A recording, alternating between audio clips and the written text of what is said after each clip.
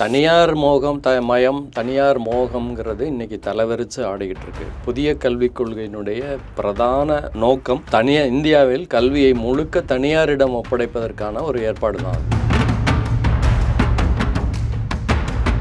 அவர்கள் அந்த உணர்வை வளர்த்து வளர்த்து வளர்த்து இந்திய மக்கள் அத்தனை பேர் கவனமும் கும்பமேளாவில் இருக்கிற மாதிரி பண்ணுறாங்க. கும்பி எரியுது, வயிறு எரியுது, பசியில் உணவுக்கு என்ன வேலை, வாழ்க்கைக்கு என்ன வழி, வேலைக்கு என்னன்றது, உழைப்புக்கு உரிய ஊதியம் கிடைக்குதா இல்லையா, யார் குறுக்க நிற்கிறான்னு இந்த ஜனங்க தான் கஞ்சி குடிப்பதற்குள்ளார் அதன் காரணங்கள் எவையும் ஏனும் அறிவுமில்லார்னு பாரதி பாடின மாதிரி.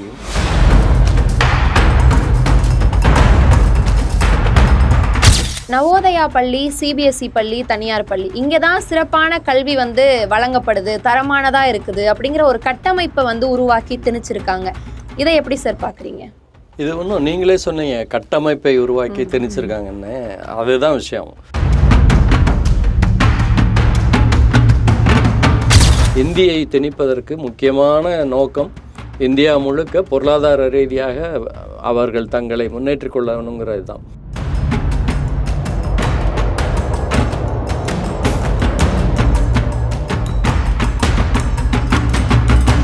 இவ்வளவு போகும்போதே அங்கே அத்தனை பேர் இறந்தாங்க. அந்த மரணங்களுக்கு, அந்த உயிர்களுக்கு இவர்கள் என்னைக்காவது பொறுப்பு எடுத்திருக்காங்க? இன்னைக்கு வரைக்கும் அதை பற்றி ஏதாவது ஒரு மனசை தொடுற மாதிரி ஏதாவது ஒரு ஆறுதல் உண்டா? அப்போது உயிர்களை பற்றி கூட கவலைப்படாமல் மனிதர்கள் ஈசல்களை போல மடிய வைத்து விட்டு நீங்கள் கல்வியை பற்றி அல்ல தனியார் மயம் இந்த தாராளமயம்னு பேசுகிறதுல ஏதாவது ஒரு அர்த்தம் உண்டா?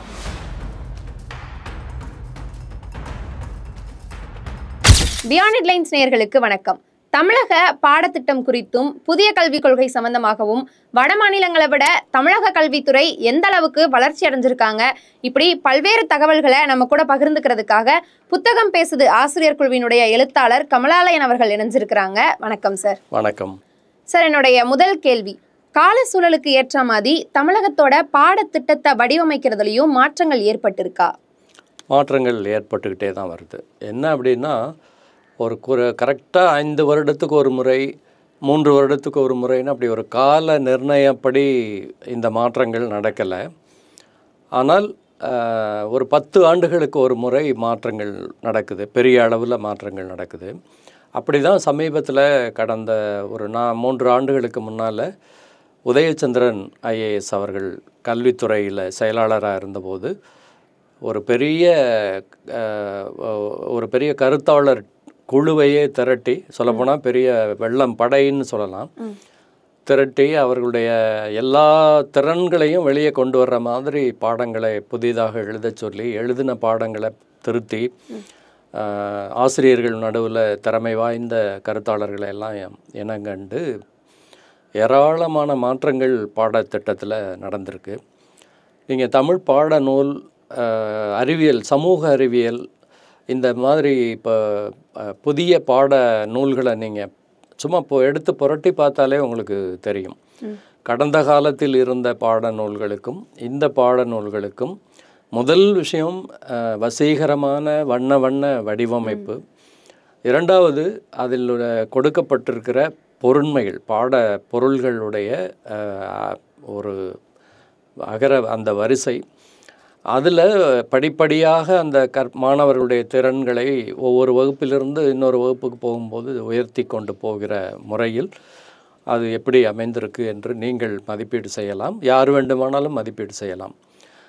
இந்த பாடநூல்கள் இப்போது கற்பிக்கும் பணியில் இருக்கிற ஆசிரியர்களுக்கு 2 விதமான கருத்து இருக்குது. ஒன்று, பொதுவாக இந்த பாடநூல்களில் தரம் அல்லது அதனுடைய வடிவமைப்பு, குவாலிட்டியில் யாருக்கும் எந்த கேள்வியும் இல்லை, எல்லாரும் முழு மனதோடு பாராட்டக்கூடிய ஒரு விஷயந்தான். ஆனால் சுமை அதிகமாக இருக்குது, மாணவர்களுக்கு பாடச்சுமை அதிகமாக இருக்குங்கிறாங்க. ஆனால் நான் என்னுடைய நீண்ட அனுபவத்தில் பார்த்தது வரைக்கும் என்னென்னா, ஒரு 10 ஆண்டு நடுவில் ஒரு மாற்றம் நிகழ்ந்திருந்தால் இந்த மனக்குறை வராது. 10 ஆண்டுகள் கழித்து பண்ணும்போது ஒரு பெரிய மலையாக அது தெரியுது. இன்னொன்று, இதில் வெளியில் இந்த அபிப்பிராயத்தை ஆசிரியர்கள் பண்ணுறது அவருடைய சொந்த கற்பித்தல் அனுபவத்திலேருந்து வருது. அதுக்கு நம்ம உரிய மரியாதை கொடுத்து பரிசீலிக்கணும். ஆனால் வெளியில் பத்திரிகைகள் அல்லது ஊடகங்கள் அல்லது வேறு சில வட்டாரங்கள்லேருந்து வரக்கூடிய இந்த விமர்சனம் இருக்குது பாருங்கள். ஒன்று, இந்த மாநிலத்தினுடைய முதல் குடிமகனில் ஆரம்பித்து எல்லாம் தரம் இல்லை, தமிழ்நாட்டு மாணவர்கள் இப்போ கல்வியில் ஒன்றும் இல்லைன்னுலாம் சொல்கிற ஒரு போக்கு, அது முழுக்க அரசியல், நம்ம அதை ஒதுக்கிடலாம். என்ன அப்படின்னா, இந்த நீண்ட இடைவெளிக்கு பிறகு ஏற்பட்டுள்ள மாற்றங்களை ஆசிரியர்கள் இன்னும் கொஞ்சம் ஆர்வத்தோடு உத்வேகத்தோடு உள்வாங்கி கொண்டு அதை முழுமையான ஒரு ஈடுபாட்டோடு சொல்லித்தர முற்பட்டார்கள்னால் இது ரொம்ப இனிய அனுபவமாக இருக்கும். என்னுடைய ஒரு நூலே அதில் ஒரு அத்தியாயம் பாடமாக இருக்குது. 10ஆம் வகுப்பு தமிழ் பாட நூலில் புதிய நம்பிக்கை என்கிற தலைப்பில் நான் உனக்கு படிக்க தெரியாதுன்னு ஒரு கருப்பின பெண் தலைவருடைய வரலாற்றை எழுதினேன். அது அடிமை குடும்பத்தில் பிறந்த கருப்பின பெண், தெரியும் இல்லையா, அடிமைகளாக இருந்த குடும்பத்தில் பிறந்து, இந்த பெண் அடிமை இல்லை, ஆனால் அவங்க பேரண்ட்ஸு பாட்டி எல்லாம் தலைமுறையாக அடிமையாக இருந்தவங்க. அந்த பெண் படிக்க விரும்புகிறா, ஆனால் பருத்தி காட்டில் வேலை செய்கிற குடும்பம், அது படிக்க வாய்ப்பு இல்லாமல் இருக்குது. நம்ம வசதி இல்லைம்மா, படிக்க முடியாதுன்னு அப்பா சொல்கிறாரு. ஆனால் அது படித்தே தீரணும்னு வெறியோடு ஏங்கிட்டு இருக்கும்போது வெளியில் நகரத்திலிருந்து ஒரு பெண் அங்கே தேடி வர்றாங்க. வந்து உனக்கு படிக்கிறதுக்கு நான் ஆர்வம் இருந்தால் நான் ஒரு பள்ளி பக்கத்துலேயே பக்கத்துலனா 5 மைல் தள்ளி அந்த நகரம், கொஞ்சம் சின்ன பெரிய ஊரில் ஆரம்பிக்கிறாங்க. 5 மாணவர்கள் சேர்றாங்க. அதில் இந்த மேரியும் ஒரு ஆள். படித்து அந்த பெண் எப்படி மெல்ல மெல்ல உயர்நிலை வகுப்புகளுக்கு போயிட்டு கல்லூரி பல்கலைக்கழகம்னு போய் பிற்பாடு அவளே ஒரு பள்ளியை, ஒரு பெரிய நிறுவனத்தை, கல்வி நிறுவனத்தை உருவாக்குறாங்கிறதா அந்த கதை. உனக்கு படிக்க அதுக்கு காரணம், அந்த வெறி வந்தது காரணம், அவங்க அம்மாவோட அந்த பண்ணையார் அடிமை உரிமையாளர் வீட்டுக்கு போகும்போது துணி அயன் பண்ணி கொண்டு போய் கொடுப்பாங்க. அப்போ போகும்போது அந்த வீட்டில் 2 குழந்தைகள் இருக்கும், விளையாடிக்கிட்டு இருக்கும். இந்த பொண்ணு போய் ஆர்வத்தோடு வேடிக்கை பார்த்தோன்னே, நீ விளையாடுறியான்னு கேட்டு விளையாடிக்கிட்டு இருப்பாங்க. நல்லா தான் விளையாடிட்டு இருப்பாங்க. அந்த டேபிள் மேலே ஒரு புக்கு இருக்கும், பைபிள். அதை போய் ஆர்வத்தோடு அவள் அது வரைக்கும் வீட்டில் பைபிள் அவங்க வீட்லேயும் இருக்குது, பட் இவளுக்கு படிக்கவோ இது ரொம்ப வசீகரமான தோற்றத்தோட டேபிளில் இருக்கு. போய் ஆர்வத்தோடு எடுத்துருவா. நீ தொடாத, உனக்கு படிக்க தெரியாது, நீ ஏன் எடுக்கிறேன்னு அந்த குழந்தை பிடுங்கிரும். அது காயப்பட்டுரும் அந்த கருப்பின குழந்தை. அந்த காயத்திலிருந்து வந்த வெறி அது, நான் படித்தே தீருவேன் அப்படின்னு. படித்து தன்னை போன்ற கருப்பின குழந்தைகளுக்கு பள்ளி, தொழிற்பயிற்சி நிலையம், அவங்களுடைய திறன் வளர்ப்பு, தையல் போன்ற பயிற்சிகள், வாழ்நாள் முழுக்க கல்வி கருப்பின பெண்களுடைய இனத்துக்காக வேலை செஞ்சு அமெரிக்காவிலேயே பெரிய கௌரவங்கள், பெரிய பெண் அமைப்பு, தேசிய மகளிர் அமைப்பினுடைய தலைவராகவே நியமிக்கிறாங்க. ரூஸ்வெல்ட் ஜனாதிபதியாக இருந்தபோது அவங்களுக்கு அவ்வளோ கௌரவமும் கிடைக்குது. அந்த பெண்ணின் கதையில் ஒரு அத்தியாயம் புதிய நம்பிக்கைன்னு, அந்த பெண் ஆரம்ப பள்ளி முடிச்சுட்டு உயர்நிலை பள்ளிக்கு போகிறதுக்காக ரயில்வே ஸ்டேஷன் வரா. ஊரே வழி அனுப்புது. ஏன்னா அந்த ஊர்லேருந்து முதல்ல வெளியே படிக்க போகிற பொண்ணு அவள் தான். அந்த நெகிழ்ச்சியான பகுதி இருக்கு. அப்போது இதுவரை இல்லாத அளவுக்கு இந்த மாதிரி ஒரு கதையிலிருந்து, ஒரு நாடகத்திலிருந்து, ஒரு கவிதையிலிருந்து, கவிதைகள் முன்னையும் வைப்பாங்க. அது பெரும்பாலும் சமய இலக்கியமாக இருக்கும், பக்தி இலக்கியமாக இருக்கும். ஆனால் இந்த முறை அழகியல் சார்ந்து, இயற்கை காட்சிகள் சார்ந்து, புதிய மன உறுதியை, நம்பிக்கையை வளர்க்கக்கூடிய, நாட்டுப்பற்றை வளர்க்கக்கூடிய, தமிழ் இலக்கிய அறிவை வளர்க்கக்கூடிய பாடல் பகுதிகள்லாம் நிறைய சேகரிச்சிருக்காங்க. இது விரிவாக வேண்டாம். ஆனால் இதுதான் இது. அவ்வப்போது மாற்றங்கள் நிகழுது, தேவையை பொறுத்து மாற்றங்கள் நிகழுது. போதுமா அப்படின்னா இன்னும் போக வேண்டியது தூரம், அதை எனக்கு மாற்று கருத்து இல்லை. தொடர்ந்து நம்ம போகணும். அதுதான் புதிய கல்விக் கொள்கையோட அந்த படிப்பறிவு இலக்க தமிழகம் ஏற்கனவே அடைஞ்சிருச்சு அப்படிங்கிற ஒரு கருத்தும் இருக்கு. அப்படி இருக்கிறப்ப ஏன் நம்ம மும்மொழி கொள்கையை ஏத்துக்க கூடாது அப்படின்னு பல்வேறு பொது கேள்விகள் எழுது. இதுல உங்களுடைய பார்வை என்ன சார்? இல்லை, ஒரு விஷயம் என்னென்னா, மொழி எந்த மொழியாக இருந்தாலும் மனிதர்களுக்கு தேவை ஏற்பட்டால் யாரும் சொல்லாமலே கற்றுக்கொள்வாங்க. சின்ன உதாரணம், ஒரு நிகழ்ச்சியை பற்றி நான் நேற்று முகநூலில் தான் பதிவில் பார்த்தேன். இரா எட்வின்னு ஒரு நல்ல ஆசிரியர், எழுத்தாளர், தலைமை ஆசிரியர், ஓய்வு பெற்றுட்டார். அவர் சொல்லியிருந்தார், கூர்க்கா வீட்டுக்கு வர்றாரு, பக்கத்து வீட்டில். அவர் வந்து நல்ல தமிழில் பேசுகிறார், சரளமாக பேசுகிறாரு. அவர்கிட்ட தமிழ் எப்படி அப்படின்னோடனே, பொழைப்பு தேடி வந்திருக்கோம், எங்களுக்கு கற்றுக்கிட்டோம் அப்படிங்கிற ரொம்ப 2 வாக்கியத்தில் சொல்கிறார். அப்போது மனிதர்கள் உலகின் எந்த மூலைக்கு போனாலும் அவர்களுக்கு தேவைப்பட்டால் எத்தனை மொழி வேண்டுமானாலும் கற்றுக்கொள்வாங்க. உதாரணத்துக்கு இப்போ நம்ம எல்லையோர மாவட்டம்னு இப்போ ஒசூர் வந்தீங்கன்னா, அங்கே உள்ள சாதாரண பழம் விற்கிறவங்க, காய் விற்கிறவங்க, மளிகை கடை எல்லா இடத்துலையும் வணிகர்கள் குறைந்தது 4 மொழிகள் பேசுவாங்க. குறைந்தது கன்னடம் அவங்களுக்கு தெரியும், ஆங்கிலம் தடுமாறி நல்லாவே பேசுகிறவங்களும் உண்டு, தமிழ், அப்புறம் தெலுங்கு. ஏன்னா இந்த தெலுங்கு கன்னடம் மக்கள் வந்து ஒசூரில் நிறைய இருக்காங்க. அப்போது இது எல்லா இடங்களையும் நீங்கள் பெங்களூர் போனாலும் இந்த காட்சியை பார்க்கலாம். அங்கே உள்ளவங்க கன்னடத்தோடு தமிழ், மலையாளம் பேசுகிறவங்க, ஏன்னா மலையாளிகள் அங்கே கணிசமாக இருக்காங்க, பேசுகிறவங்க இருக்காங்க. இப்படி இந்தியா முழுக்க நீங்கள் எந்த நகரத்துக்கு போனாலும் அங்கே இந்த காட்சியை பார்க்கலாம். அப்போ தேவை ஏற்பட்டால் மக்கள் மொழியை கற்றுக்கொள்வார்கள். இப்போ தமிழ்நாட்டில் எடுத்துக்குவோம், மும்மொழி கொள்கைன்னு கொண்டு வரீங்க. அது எதுக்கு அவசியம்ன்றதான் தமிழ்நாட்டினுடைய கேள்வி. எதுக்கு எங்களுக்கு மும்மொழி கொள்கை? நாங்கள் என்ன பின்தங்கி இருக்கோமா? இப்போ நீங்கள் உதாரணத்துக்கு 9 வட மாநிலங்களில் மத்திய பிரதேசம், உத்தரப்பிரதேசம், ஹரியானா, ராஜஸ்தான், இப்படி 9 மாநிலங்களில் ஒரு உதாரணத்துக்கு ஒரு செய்தி என்னென்னா, அந்த 9 மாநிலங்கள்லேயும் இந்த மும்மொழி கொள்கை இருக்குது. ஆங்கிலம், இந்தி, உருது, இப்படி இருக்குது. உருது ஏன்னா முஸ்லீம் பாப்புலேஷன் அதிகங்கிறனால அது வச்சுருக்காங்க. சமஸ்கிருதம் ஒரு இது இருக்குது. சமஸ்கிருதமும் உருதுவும் ஆப்ஷனல், நீங்கள் விரும்பினா 2ல் ஏதோ ஒன்று தேர்வு செய்யலாம். ஆங்கிலம், இந்தி கட்டாயம். சரியா? இந்த மும்மொழி கொள்கைக்குன்னு அந்த 2 சப்ஜெக்டுக்கு டீச்சர்ஸ் வேணும்ல. இந்த 9 மாநிலங்களையும் என்ன பரிதாபம்னா, அவங்களுடைய அஃபிஷியல் கொள்கை அது. நம்ம எதை செய்யணும்னு சொல்கிறாங்களோ அவங்க அதை அந்த கொள்கையில் டீச்சர்ஸ் அப்பாயின்ட் பண்ணாமல் இருக்காங்க. இந்த 9 மாநிலங்கள்லேயும் பெரும்பாலான இடங்களில் இந்த உருதுக்கும் இதுக்கும் சமஸ்கிருதத்துக்கும் ஆசிரியர் இல்லை. சமஸ்கிருதத்தை பொறுத்தவரை ஹிந்தி டீச்சர்ஸே கற்றுக் கொடுத்துறாங்க. ஏன்னா அது 2க்கும் பெரிய வித்தியாசம் இல்லைங்கிறதுனால. ஆனால் உருது அப்படி பண்ண முடியாது. என்ன செய்கிறாங்களாம், முஸ்லீம் மதரசாவுக்கு அனுப்புகிறாங்களாம்.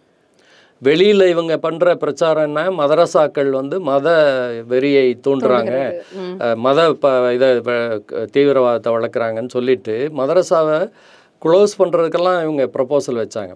இன்றைக்கும் அவங்க திட்டம் அது. ஆனால் அங்கே மதரசாவில் போய் நீ உருது கற்றுக்கோன்னு அனுப்புகிறாங்க. அப்போது இந்த மாற்றாந்தாய் மனப்பான்மை ஏன் உங்களுக்குங்கிறது தான் நம்ம கேட்குறது. 2வது, தமிழ்நாடு ஏன் வந்து நீங்கள் படிக்க மாட்டேங்கிறீங்கன்ற கேள்வி நமக்கு இருக்குது. நாங்கள் ஏன் படிக்கணும்னு நம்ம கேட்குறோம். நான் ஏன் எனக்கு அவசியம் இல்லை. நாங்கள் வந்து கல்வியில் இந்தியாவினுடைய எந்த மாநிலத்தையும் ஒப்பிட்டாலும் நாங்கள் முன்னாடி நிற்கிறோம். உயர்கல்வியாகட்டும், பட்டக்கல்வியாகட்டும், பள்ளிக்கல்வி, ஆரம்ப கல்வி, இதில் வந்து இடைவிலகல் இருக்குது, பலவீனங்கள் இருக்குது. கல்வி தரம் வந்து நீங்கள் உங்கள் தரம்னு சொல்கிற அந்த வார்த்தைப்படி சொன்னால் கூட அதுலேயும் மேலே தான் இருக்கும். ஆனால் இன்னும் போகணும், நல்ல இப்போ திறமையாக இருக்கணுங்கிறதுல மாற்று கருத்து இல்லை. அது நாங்கள் செஞ்சுக்கிட்டே தான் இருக்கோம். தொடர்ந்து முயற்சிகள் நடக்குது.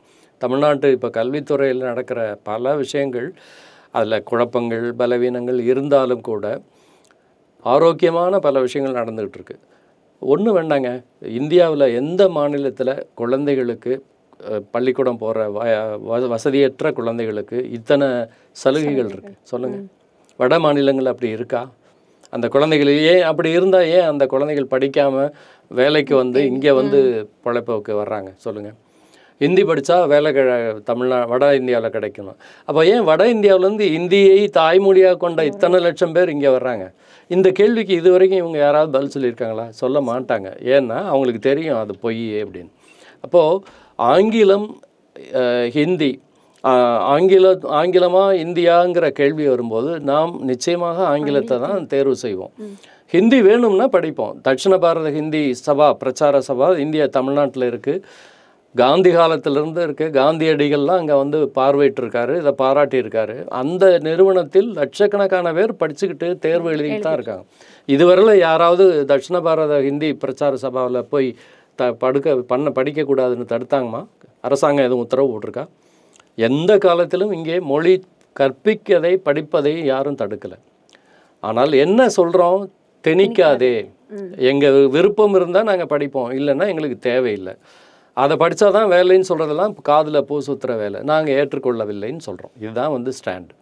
இன்னும் சிலர் என்ன சொல்கிறாங்கன்னா, நீங்கள் மும்மொழி கொள்கை இருமொழி கொள்கை இதை பற்றி தான் நம்ம விவாதிச்சுட்டு இருக்கோமே தாண்டி தாய்மொழி கல்வி அப்படின்றத இப்போ நம்ம மறந்துட்டோம், நமக்கு தாய்மொழி கல்வி தான் சிறந்தது அப்படின்னு ஒரு சிலர் வந்து அதை சொல்கிறாங்க. இதை எப்படி சார் நல்ல கேள்வி. தாய்மொழி கல்விங்கிறது நீங்கள் சொன்ன மாதிரி இந்த சண்டையில் அது கொஞ்சம் பின்னாடி தான் போயிருக்கு. தாய்மொழி இப்போ தமிழ் மொழி மூலம் தான் நம்ம இங்கே பெரும்பாலும் அரசு பள்ளிகள் பூரா தமிழ் மொழி மூலம் தான் படிக்கிறோம். அதுலேயும் மாற்றங்கள் வந்துக்கிட்டு இருக்கு. கிராமப்புறங்களில் கூட ஆங்கில கல்வி, ஏன்னா நம்ம ஆங்கில வகுப்புகளையும் இப்போ நடத்த ஆரம்பிச்சிருக்கோம், அதனால் அதுக்கு டிமாண்ட் இருக்குது. ஏன் அந்த டிமாண்டு வருதுன்னா, ஆங்கிலம் கற்றால் இந்தியாவுக்குள்ளே இல்லை எங்கே வேணாலும் வேலை தேடி போகலாங்கிற இது இருக்குது. அதில் ஒரு உண்மையும் இருக்குது. இப்போது பொறியியல் பொறுத்த வரைக்கும் இந்தியாவில் கர்நாடகமும் தமிழ்நாடும் தான் முன்னிலையில் இருக்குது. இது வந்து ஒரு தெரிந்தோ தெரியாமலோ பொறியியல் கல்லூரிகள் திறப்பதில் ஒரு பெரிய ஆர்வத்தை தமிழ்நாடு காட்டினதனுடைய விளைவு முதல் தலைமுறை பொறியாளர்கள் தான் வந்து லட்சக்கணக்கில் இங்கே தமிழ்நாட்டில் உருவாகி இன்றைக்கி உலகம் பூரா போயிருக்காங்க. என்னுடைய மகன் உள்பட அவங்க முதல் தலைமுறை நானே முதல் தலைமுறை SSLC, என் பையனும் மகளும் தான் முதல் தலைமுறை பட்டதாரிகள். போஸ்டட் மகள் வந்து PhD ஃபிசிக்ஸில். ஆனால் தமிழ் வழி கல்வி தான், தாய்மொழி மூலம் கற்றவர்கள் தான் 2 பேருமே. நான் தாய்மொழி மூலம் படித்தவன் தான். மயில்சாமி அண்ணாதுரை சொல்கிறார், உலக புகழ்பெற்ற சந்திரயான் அண்ணாதுரை சொல்கிறாரு, இந்த சர்ச்சையில் அவசியமே இல்லாத சர்ச்சை இது, தாய்மொழி மூலம் கல்வி கற்றால் ஒழிய நீங்கள் வந்து விஞ்ஞான முன்னேற்றம் அல்லது மருத்துவ எதுவும் வராதுன்னு அவர் அடித்து சொல்கிறார். தாய்மொழியினுடைய நலன்கள் பற்றி சொல்லும்போது உலக அளவில் ஒரு ஆய்வு, அந்த ஆய்வில் என்ன கண்டுபிடிச்சிருக்காங்கன்னு சொன்னால், எந்த நாட்டில் அலுவல் மொழி ஆட்சி மொழின்னு 2 இருக்கு இல்லையா, அலுவல் மொழி அந்த நாட்டினுடைய பெரும்பான்மை மக்களுடைய மொழியாக இருக்கோ அப்போது அந்த நாட்டில் பொருளாதார முன்னேற்றம் பெரிய அளவுக்கு இருக்கும், தனிநபர் வருமானத்தில் பெரிய முன்னேற்றம் இருக்குன்னு ஒரு ஆய்வு முடிவு. இந்தியை திணிப்பதற்கு முக்கியமான நோக்கம் இந்தியா முழுக்க பொருளாதார ரீதியாக அவர்கள் தங்களை முன்னேற்றி கொள்ளணுங்கிறது தான். நாம் தாய்மொழி மூலம் கல்வி கற்றோம். இங்கே வந்து அலுவல் மொழி தமிழ் தான் இன்றைக்கும் பெரும்பாலாக இருக்குது, ஆங்கிலம் நிறைய இருக்குது. ஆனால் பெருமளவுக்கு மக்களுடைய புழங்கு மொழி தமிழ் தான். அந்த வகையில் நாம் வந்து தமிழை இன்னும் அதிகமாக பயன்படுத்த நம்முடைய பொருளாதார நிலை உயரும். அதுக்கு நல்ல உதாரணம் பொறியியல் கல்வி. நவோதயா பள்ளி, CBSE பள்ளி, தனியார் பள்ளி, இங்கே தான் சிறப்பான கல்வி வந்து வழங்கப்படுது, தரமானதாக இருக்குது அப்படிங்கிற ஒரு கட்டமைப்பை வந்து உருவாக்கி திணிச்சிருக்காங்க. இதை எப்படி சார் பார்க்குறீங்க? இது ஒன்றும் நீங்களே சொன்னீங்க, கட்டமைப்பை உருவாக்கி திணிச்சிருக்காங்கன்னு. அதுதான் விஷயம். தனியார் மயம் தனியார் மோகம்ங்கிறது இன்றைக்கி தலைவரித்து ஆடிக்கிட்டு இருக்கு. புதிய கல்விக் கொள்கையினுடைய பிரதான நோக்கம் இந்தியாவில் கல்வியை முழுக்க தனியாரிடம் ஒப்படைப்பதற்கான ஒரு ஏற்பாடு தான் அது. இதில் எந்த சந்தேகமும் நமக்கு வேண்டியதில்லை. அதை வந்து ரொம்ப அலங்காரமான வார்த்தைகளோடு அவங்க சொல்கிறாங்க. இப்போ உதாரணத்துக்கு இதில் இந்த நீட்டு இதை எடுத்துக்கோம், அதை மட்டும் உதாரணத்துக்காக சொல்கிறேன். நீட்டு இதில் அந்த மருத்துவ கல்விக்கு அவங்க என்ன இது வைக்கிறாங்க அப்படின்னு சொன்னால், இந்தியா முழுக்க 16 லட்சம் பேர் எழுதுகிறாங்க. வெறும் 25 பேர் தரவரிசை தான் அதில் அனௌன்ஸ் பண்ணுறாங்க வெளியில். எத்தனை மாநிலங்கள் எத்தனை லட்சம் பேர் எழுதுகிற ஒரு தேர்வில் நீங்கள் என்ன செய்யணும், மத்திய அளவிலும் மாநில அளவிலும் மாநில வாரியாக எவ்வளோ பேருன்னு சொல்லிவிட்டு ஆல் இண்டியா ரேங்க் என்னன்னு நீங்கள் 25 பேர் சொல்லலாம். ஆனால் வெறும் 25 பேரை மட்டும் சொல்லிவிட்டு மிச்சம் யார் என்ன எழுதுனாங்கன்னே சொல்லலைன்னா அதில் எவ்வளோ பெரிய மோசடி இருக்குது அப்படிங்கிற பாரு. இன்றைக்கி இந்த கோச்சிங் சென்டர்ஸோட நிலைமை, நீட் தேர்வு மற்ற தேர்வுகளுக்கு கோச்சிங், இது குறிப்பாக IAS தேர்வுக்கு நான் அண்ணா நகரில் ஒரு தனியார் IAS அகாடமியில் மொழிபெயர்ப்பு பணியில் நேரடியாக 4 வருஷம் பண்ணியிருக்கேன். அங்கே தான் பார்த்தேன் எப்படி வந்து அது பணம் மாணவர்களுக்கு அது தரம்னு நினைக்கிறாங்க. நம்ம அதை அவரவர் உரிமை, நம்ம அதில் ஒன்றும் சொல்கிறதுக்கு இல்லை. ஆனால் இந்திய அரசு தன்னுடைய மக்களுக்கெல்லாம் வந்து நியாயமான விலையில், அதாவது நியாயமான கட்டணத்தில் கல்வி கொடுக்கணும். மருத்துவ கல்வி கொடுக்கணும், அல்லது பொறியியல் கல்வி கொடுக்கணும், எல்லாமே கொடுக்கணும். அதற்கு தான் வந்து வரி பணம் வசூல் பண்ணுறாங்க, ஜிஎஸ்டி உள்பட இன்றைக்கி அதுதான் இருக்குது. அப்போ இவ்வளவு வரியும் வாங்கி கொண்டு நூலக வரி மற்ற செஸ் எல்லாம் வாங்கிட்டு இதில் எந்த சேவையும் கொடுக்கலன்னா அது எந்த வகையில் அது நியாயமாக இருக்கும் சொல்லுங்கள். இன்னொன்று, இந்த நீட்டு தேர்வைக்கு மருத்துவ கல்வி கட்டணம் வந்து முன்னாடி அரசாங்கம் தான் 100% ஃபிக்ஸ் பண்ணிகிட்டு இருந்தது. இப்போ என்ன பண்ணியிருக்காங்க, 50% அரசாங்கம் ஃபிக்ஸ் பண்ணுது, மீதி 50% அந்த கல்லூரிகள் தாங்களாகவே நிர்ணயிச்சுக்கலாம். என்ன நடக்கும்னு இதில் பெரிய விளக்கம் வேணுமா அவங்களுக்கு? இல்லை. அதே போல் நிகர்நிலை பல்கலைக்கழகங்கள் இப்போ டீம்டு யூனிவர்சிட்டிஸ்னு இப்போ இந்தியா பூரா புற்றீசல் மாதிரி வருது. இந்த யூனிவர்சிட்டிஸுக்கு கல்வி கட்டணமே அவன் நிர்ணயம் பண்ணலை கவர்மெண்ட்டில். என்ன நடக்கும்? தனியார் சிபிஎஸ்சி பேர்கள்லாம் அலங்காரமான பேர்கள் தான். சிபிஎஸ்சிங்கிற அந்த கட்டமைப்பில் இப்போ இந்த மாதிரி கல்வி கட்டணங்களுடைய நிலைமை என்னன்றது எல்கேஜி யூகேஜிக்கே நம்ம புலம்புறதை நம்ம பேரண்ட்ஸ் பார்க்குறோம். கர்நாடகாவிலலாம் போன ஒரு 2 ஆண்டுகளுக்கு முன்னாடி, இப்போ கொஞ்சம் அது மட்டுப்பட்டிருக்கு. 2 ஆண்டுகளுக்கு முன்னாடி நாங்கள் பெங்களூரில் இருந்தபோது நேராக பார்த்தது, இந்த எல்கேஜி யூகேஜி ஹைஸ்கூல் குழந்தைகளுக்கு வசூல் பண்ணுற ஃபீஸு பெற்றோர்களால் தாங்க முடியாமல் போய் ஸ்கூலில் ரகளை பண்ணி மறியல் பண்ணி ஆர்ப்பாட்டம் பண்ணி அதை குறைக்க வச்சாங்க. நிறைய பேர் அந்த டைமில் அரசு பள்ளிகளில் சேர்க்கறதுக்கு முன் வந்தாங்க. அப்போது இது வந்து இந்தியா பூரா நடக்கிறதுக்கு ரொம்ப நாள் ஆகாது. ஆனால் அதை எப்படியெல்லாம் மடைமாற்றம் பண்ணுறாங்கன்றதான் இப்போ வந்து பார்க்குறோம். கும்பமேளா மாதிரி இது அயோத்தியாவில் கோயில் நிர்மாணம், இப்படியான மதம் வந்து எப்போவுமே அது ஒரு தொட்டா பற்றிக்கிற ஒரு இது, அதை நெருப்போடு விளையாடுறாங்க. இப்போ நாம் சொன்னால் அதான் சொல்லணும். அவர்கள் அந்த உணர்வை வளர்த்து வளர்த்து வளர்த்து இந்திய மக்கள் அத்தனை பேர் கவனமும் கும்பமேளாவில் இருக்கிற மாதிரி பண்ணுறாங்க. கும்பி எரியுது, வயிறு எரியுது பசியில். உணவுக்கு என்ன வேலை, வாழ்க்கைக்கு என்ன வழி, வேலைக்கு என்னன்றது, உழைப்புக்கு உரிய ஊதியம் கிடைக்குதா இல்லையா, யார் குறுக்க நிற்கிறான்னு இந்த ஜனங்க தான் கஞ்சி குடிப்பதற்குள்ளார் அதன் காரணங்கள் எவையும் ஏனும் அறிவுமில்லார்னு பாரதி பாடின மாதிரி அந்த காரணங்களெல்லாம் சிந்திக்கிறது வந்து நேராக முழுக்க மடைந்து இருப்பது. பக்தி கோயில் அதெல்லாம் தனிப்பட்ட விவகாரம், அவங்கவுங்க விருப்பம் இருந்தால் கும்பிடட்டும், இல்லாட்டி போட்டோன்னு விட்டுட்டு முழு அரசு எந்திரம் அதுக்கு பண்ணும். 65 கோடி பேர் குளிச்சாங்கன்றாங்க. சாத்தியமா? இந்திய மக்கள் தொகை 130ன்னு வச்சுக்கிட்டிங்கன்னா பாதி பேர் அங்கே போயிருக்க வாய்ப்பு இருக்கா? போனால் அந்த இடம் தாங்குமா? என்ன ஆயிருக்கும்? இவ்வளவு போகும்போதே அங்கே அத்தனை பேர் இறந்தாங்க. அந்த மரணங்களுக்கு, அந்த உயிர்களுக்கு இவர்கள் என்னைக்காவது பொறுப்பு எடுத்திருக்காங்க? இன்றைக்கு வரைக்கும் அதை பற்றி ஏதாவது ஒரு மனசை தொடுற மாதிரி ஏதாவது ஒரு ஆறுதல் உண்டா? அப்போது உயிர்களை பற்றி கூட கவலைப்படாமல் மனிதர்கள் ஈசல்களைப் போல மடிய வைத்து விட்டு நீங்கள் வந்து கல்வியை பற்றி அல்ல தனியார் மயம் இந்த தாராளமயம்னு பேசுகிறதில்ல ஏதாவது ஒரு அர்த்தம் உண்டா? இது ரொம்ப ஆபத்தான ஒரு சூழல். இது இந்த நிலையில் இன்றைக்கி வந்து நீங்கள் சிபிஎஸ்சி அல்லது இந்த நீங்கள் ஒவ்வொரு இனமாக எடுத்து பார்த்தாக்க அதிர்ச்சி ஊட்டக்கூடிய விஷயங்கள் தான் இன்றைக்கி புதிய கல்விக் கொள்கையில் இருக்குது. அது நம்ம ரொம்ப ஆபத்தான ஒரு போக்கு. அதை நம்ம ஒவ்வொரு அம்சமாக பரிசீலனை பண்ண வேண்டிய ஒரு விஷயம். Okay sir.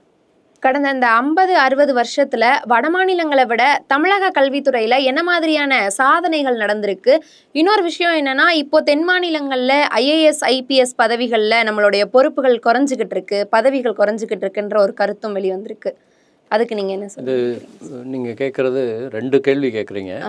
ஒன்று, 50-60 ஆண்டுகளாக தமிழ்நாட்டு கல்வித்துறை எந்த வகையில் சாதனை. நம்ம ஏற்கனவே பேசும்போது மருத்துவ கல்வி பற்றி சொன்னோம், பொறியியல் கல்வி. இப்போ மருத்துவ கல்லூரிகளை பொறுத்த வரைக்கும் இந்தியாவில் தமிழ்நாட்டினுடைய கட்டமைப்பு எங்கேயுமே கிடையாது.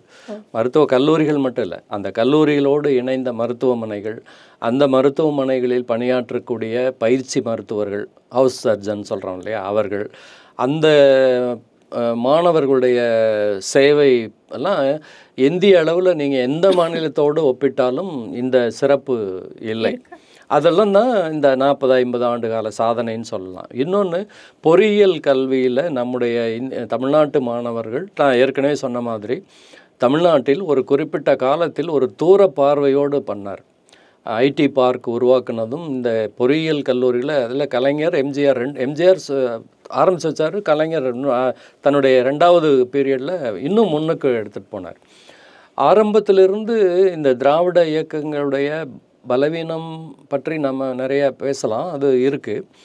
ஆனால் சில விஷயங்களில் அந்த ஒரு தமிழினம், தமிழ்நாடு, அந்த இந்த பற்றோடு, இனப்பற்றோடு அவர்கள் அரசு அதிகாரம் கையில் இருந்ததுனால அவர்கள் எடுத்த சில நடவடிக்கைகள் தமிழ்நாட்டை மிகவும் முன்னேற்றமடைந்த மாநிலங்களில் இன்றைக்கி 4 தென் மாநிலங்களில் தான் இவ்வளவு முன்னேற்றம் இருக்குது. ஏன் தமிழ்நாட்டினுடைய ஆட்சி அதிகாரத்தை கைப்பற்றியே தீரணும்னு ஏன் துடிக்கிறாங்க மத்தியில்? இதுதான் காரணம். இந்தியாவில் அவங்க உத்தரப்பிரதேசத்தையோ ராஜஸ்தானையோ ஹரியானாவையோ மாபியையோ காட்டவே முடியாது. எங்கள் இதில் இத்தனை பேர் படிச்சிருக்காங்க, இவ்வளோ வேலையில் இருக்காங்க, உலகம் பூரா இத்தனை பேர் பணியில் இருக்காங்கன்னு காட்டவே முடியாது. ஆனால் தமிழ்நாட்டில் நீங்கள் எந்த துறையை எடுத்தாலும் காட்டலாம். இதில் இந்த தனியாரை ஊக்குவிப்பதற்கு, தனியாருக்கு லாபம் சேகரிக்கிறதுக்காக அவங்க என்னெல்லாம் செய்கிறாங்கன்னு பார்த்தா அதில் இன்னொரு பாயிண்ட் சொல்ல வேண்டியது, கட் ஆஃப் மதிப்பெண் 50ன்னு இருந்தது நீட் தேர்வில். தனியார் கல்லூரிகளில் ஆள் சேர மாட்டேங்கிறான், இடம் காலியாக இருக்குது. அதுக்காக 50% இருந்து 30 மதிப்பெண்ணாக குறைக்கிறாங்க கட் ஆஃப் மதிப்பெண்ணை. இதையெல்லாம் இது மாதிரி ஒரு அம்சத்துலேயும் இந்திய மக்களுக்கு, இந்திய மாணவர்களுக்கு துரோகம் செய்துட்டு தனியார் தூக்கி கொண்டாடுற ஏற்பாடு தான் இங்கே நடந்துகிட்ருக்கு. இதில் இந்த தனியாருடைய ஏற்பாட்டில் என்ன நடக்குதுன்னா, இந்த ஐஏஎஸ் ஐபிஎஸ் குறிப்பாக அதை கேட்டதுனால சொல்கிறேன், அந்த தேர்வுகளில் கேள்வித்தாளை முன்கூட்டியே வாங்கிறதுக்கு அந்த கோச்சிங் சென்டருக்கும் அங்கே உள்ள மைய கட்டுப்பாட்டு அதிகாரிகளுக்கும் நெருங்கின உறவு இருக்குன்னு சமீபத்தில் சிபிஐ விசாரணை, சிபிஐயுடைய ஒரு சோதனையில் அந்த வட மாநிலம்தான் அதுவும், அங்கே நேரடியாக பிடிச்சாங்க. எவ்வளவு கோடிக்கணக்கில் அங்கே பணம் கைமாறுது, அந்த தேர்வில் மோசடியாக, அதாவது மிகவும் தரமில்லாத, அதாவது குவாலிட்டி இல்லாத மாணவர்களை அந்த கோச்சிங்கில் மேற்கொண்டு படிக்க அவர்களை அடுத்த லெவலுக்கு தள்ளி விடுற ஏற்பாடு அங்கே இருக்குது. அப்படி அதாவது நேர்காணலில் அவங்க ஈஸியாக பண்ண முடியுது. நீங்கள் என்னுடைய சொந்த மகளுடைய அனுபவத்திலேருந்தே இதை சொன்னால் உங்களுக்கு புரியும்னு நினைக்கிறேன். பெங்களூரில் அந்த இன்ஸ்டியூட் ஆஃப் சயின்ஸ் ஐஏஎஸ்சி அங்கே நேர்காணல்னால் தேர்வு, எழுத்து தேர்வு, நேர்காணல். எழுத்து தேர்வில் 120 பேர் எழுதுனாங்க, 12 பேர் தேர்வானாங்க, என் மகளும் வரும். நேர்காணலுக்கு போனாங்க, இன்டர்வியூ இன் பர்சன். 3 பேர் போர்டில் உட்காந்துட்டு கேள்விகள் மாற்றி மாற்றி கேட்கும்போது, முதல் தலைமுறை பட்டதாரி என் பெண்ணு அப்போ போகும்போது எம்எஸ்சி முடிச்சுட்டு போகிறாங்க. பதில் சொல்ல முடியாமல் எல்லா கேள்வியும் தெரிந்த கேள்விகள், வெளியில் வந்தவுடனே தலையில் அடிச்சுக்கிற மாதிரி, எல்லாமே எனக்கு தெரியும்ப்பா, ஈஸியான கேள்வி, ஆனால் முடியல அப்படின்னு கலங்கினாங்க. அப்போது நம்மை போன்ற நான் ரொம்ப உரிமையோடு சொல்கிறேன், சாதாரண நடுத்தர வர்க்கம், அதற்கு கீழே வசதியற்ற குழந்தைகள் படித்து முதல் தலைமுறை பட்டதாரிகளாக அங்கே போகும்போது அவர்களை வஞ்சிக்கிற ஏற்பாடுகள் இருக்குது. இன்டர்வியூவில் நீங்கள் நகரத்திலேயே படித்து, நகரத்தில் அதுவும் பூராவும் படித்த பெற்றோர்கள், காலங்காலமாக படித்த பெற்றோர்களுக்கு வர்ற குழந்தைகளும், முதல் தலைமுறையாக கல்லூரியை எட்டி பார்க்குற ஒரு பெண்ணுக்கு அந்த அனுபவமும் ஒன்றா எப்படி இருக்க முடியும்?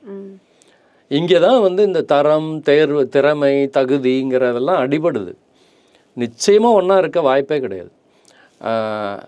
அந்த எழுத்து தேர்வில் தகுதி இருக்குது, நேர்காணலில் தகுதி இல்லாமல் போயிடுமா?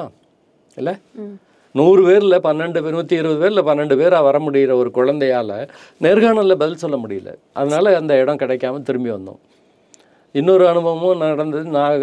நான் நாக்பூர் போயிருந்தோம், இந்தோரில் போயிட்டு அதே மாதிரி திரும்பி வந்தோம். ஒரு உதாரணத்துக்கு சொல்கிறேன். இன்றைக்கி அதெல்லாம் தாண்டி வெற்றி அடைஞ்சிருச்சு, அது வேறு விஷயம். ஆனால் எல்லாரும் அப்படி கடைசி வரைக்கும் போராடுவாங்களா? சக்தி இருக்கா?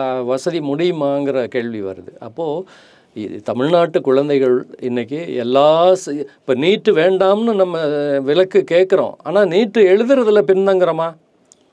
இல்லை. ஐஏஎஸ் ஐபிஎஸ்சில் பொறுப்பு கிடைக்குதா இல்லையாங்கிறது இல்லை, தொடர்ந்து லட்சக்கணக்கில் எழுதிட்டு தான் இருக்காங்க. இங்கே இந்த சமீப காலமாக குறையிறதுல இன்னொரு டெவலப்மெண்ட் நான் பார்க்குறது, அது எனக்கு இன்னும் புள்ளி விவரங்கள் கரெக்டாக கிடைக்கல. இந்தியா இந்த ஐஎஃப்எஸ், ஐபிஎஸ் அல்லது ஐஏஎஸ் இப்படி இங்கேயே நம்ம இருக்க வேண்டியதில்லை. ஸ்டார்ட் அப் சொந்த நிறுவனங்களை தொடங்கலாம், வெளியில் போகலான்றது இன்றைக்கி நிறைய இளைஞர்கள் கொஞ்சம் வெளியில் போகிறாங்க. அவங்க இங்கே இருந்தால் நிச்சயமாக ஐஏஎஸ், ஐபிஎஸ்க்கு போகிறதுக்கான ஸ்டஃப் உள்ள பெண்கள். அது என்ன ஒரு காரணமாக இருக்கலாம்னு நினைக்கிறேன். இன்னும் கொஞ்சம் இதில் கூடுதலாக நம்ம ஸ்டடி பண்ணணும். ஓகே சார், உங்களுடைய நேரத்தை செலவு பண்ணி எங்ககிட்ட பல்வேறு தகவல்களை பகிர்ந்துக்கிட்டதுக்காக ரொம்ப நன்றி. நன்றி.